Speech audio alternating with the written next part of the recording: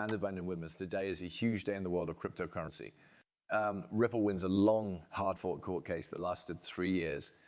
Even though it cost an unbelievable $200 million in legal fees, this victory shows how determined and persistent people can be when things go wrong. Remind me, stay tuned as we go into more detail about this important event in history and talk about what it means for Ripple, the XR community, and the crypto industry as a whole.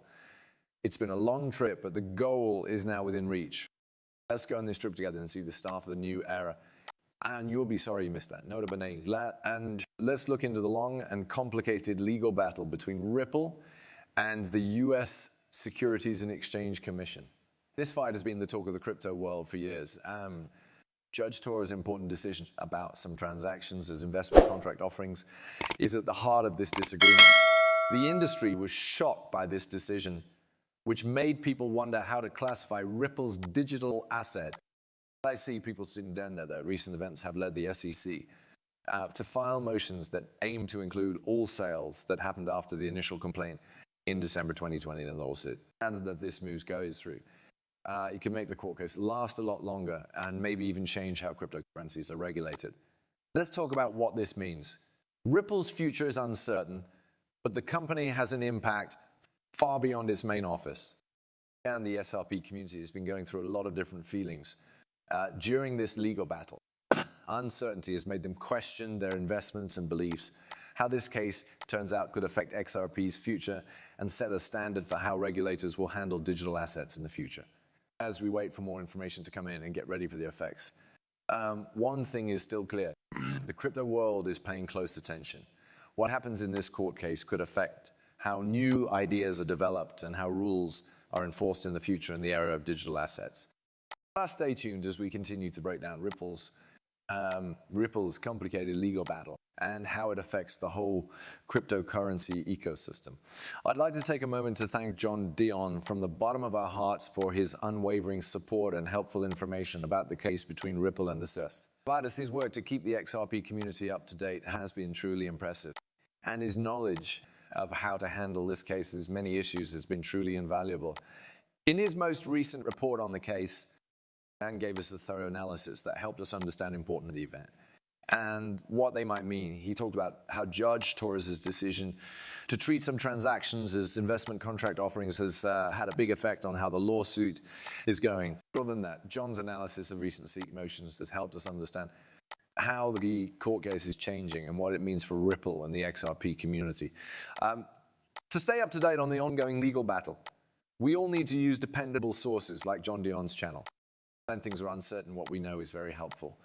And John's insights give us the clarity and understanding we need to get through this rough terrain. John Dion deserves a big thank you for all the work he has done to support the XRP community and for keeping us up to date at all times. As we go through the ups and downs of this legal process, let's continue to stay informed, stay united, and stay hopeful. And these actions by the US Securities and Exchange Commission against Ripple are very important for the whole crypto industry. Not just Ripple. Not only is the future of XRP at stake, but so are larger questions about how to make regulations clear and follow them in the digital asset space. Judge Torres' decisions, especially about which deals should be considered investment contract offerings, have created legal standards that are felt far beyond the courtroom. These decisions make it clear how regulators feel about digital assets and what they might mean for investors. It's important to remember that cryptocurrencies, like XREP, are not the same as traditional securities. As securities are claims to ownership in a business or an asset, cryptocurrencies, on the other hand, work in decentralized networks to do different things, usually making transactions easier or giving users useful things. This difference is very important for understanding why NRABB is not a security, in contrast to traditional securities, which are based on how well a company or asset does. XR value is not affected by how well or poorly Ripple does. Instead, its value is based on things like how much people want it on the market and how useful it is in the Ripple network. XR holders also don't own in Ripple or have voting rights, which is another way that it is different from traditional securities. Also, with all the attention from regulators, there's a fine line to walk between enforcement and encouraging new ideas. Oversight by regulators is important to protect investors and keep the market stable. Too many rules could stop new ideas and slow the growth of the crypto industry. Protecting investors while also leaving room for growth and experimentation is a tricky balance. It's important for regulators, companies, and stakeholders to work together to find the right balance as the regulatory landscape changes. Regulations that are clear and consistent can give businesses the confidence they need to grow, while still leaving room for new ideas to grow. To fully utilize the digital asset space, it's important to work together in a way that values both following the rules and coming up with new ideas. What do you think about that so far? And will this court case end in a win for Ripple? Does that mean that our favorite cryptocurrency will reach a new all-time high? Please tell me in the comments. Would be interested to know. It's not the end though. Watch out for now as we wait for the final decision in Ripple's lawsuit against the SEC. And there's a lot of talk about what fines and penalties the company might have to pay. And because the case is so big and complicated. There are many options that could work. However, a new study by legal expert John Dion suggests that Ripple's fines might not be that bad when compared to the huge legal fees the company has had to pay over the last 3 years. And John Dion's analysis gives Ripple and its supporters a glimmer of hope by showing that the fines might not ruin the company's finances. And instead of doing a lot of damage to people's finances, they could be used as a symbolic move to set a regulatory example. This point of view is very important when you think about Ripple's large cash reserves and its ability to handle financial storms. Also, possible fines are important for reasons other than Ripple's immediate financial situation. They show how difficult it is to keep the right rules while also encouraging new ideas in the digital asset space. And what do you think about that so far? Why was this court case end in a win for Ripple? And does that mean that our favorite cryptocurrency will reach a new all-time high? Please tell me in the comments. Would be interested to know. It's not the end though. And you watch out for now.